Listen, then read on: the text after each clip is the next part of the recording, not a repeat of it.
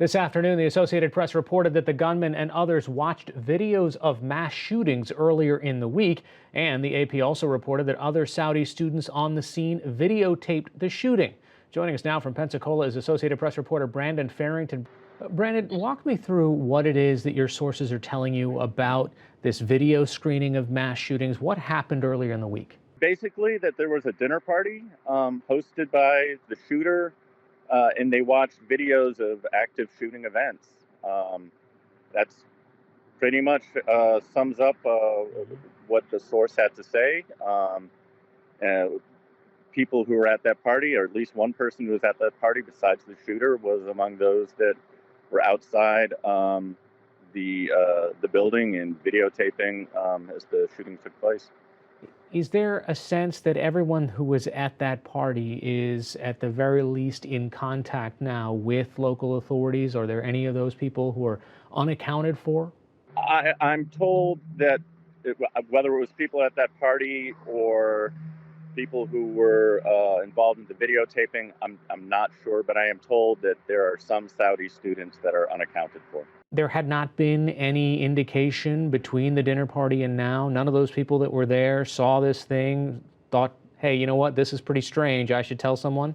Well, apparently not, but I do not have that level of detail. Are they concerned that the students that were videotaping this were in on this? Is there any sense that this was a larger plan? The person I spoke with had that sense. The official does believe that, based on briefings the official received, that this was a planned event. Now, is there any idea what the individual who perpetrated this has been doing the entire time that he has been in the United States? Because we heard that he had just reported for classes or for the courses that he was taking not too long ago. We're still waiting to get more information on that. The FBI is being, very cautious about what it's revealing in this case because it is still an active investigation.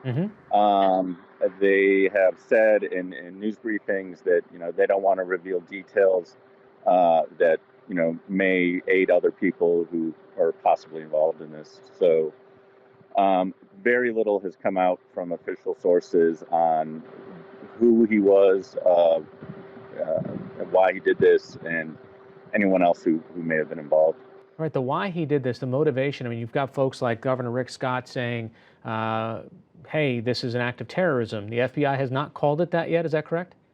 They have not. No, they're, again, I mean, the FBI is being very careful. I mean, they're assuring us that the details will come out, but because they're still actively investigating this, they're not providing much detail about what they know. Yes, there is speculation by Senator Scott and others that believe this is an act of terrorism, but officially they're not saying that yet. I'm sorry, that's right, Senator Scott, not Governor. But let me also ask, what is the climate like on the campus there, or at least the people who would be going there? I know this is a Saturday now, but are people concerned about their safety going back there? I mean, this is a military campus. I don't think people are concerned about going back there. We can't get on the campus right now. They're only letting people who live there, work there, or have official business there onto the base. Reporters, people who are just part of the public and are curious are being turned away. The cars are being checked on the way in and the way out. And so, but I can tell you the mood in town, that base is very important to this town, this community. And, people here are just stunned. This is kind of the lifeblood of Pensacola. And then, particularly having the Blue Angels based here, the people who work there, who serve there, are very near and dear to this community, and people are stunned, people are shocked. You're seeing an outpouring of support. I talked to a woman today who, gave blood. A lot of people have just been giving blood as just a way that they feel like they can help to do something to help the victims and the people who serve on this base. I know we have another sort of press conference coming later this evening. Any indication on what they're likely to present? That's a good question. I'm anxious to see it.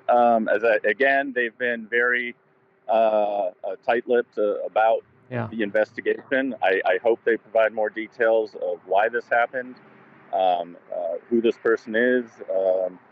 And there are a lot of questions that have yet to be answered. All right. Associated Press's Brandon Farrington joining us via Skype from Pensacola tonight. Thanks so much. Thank you.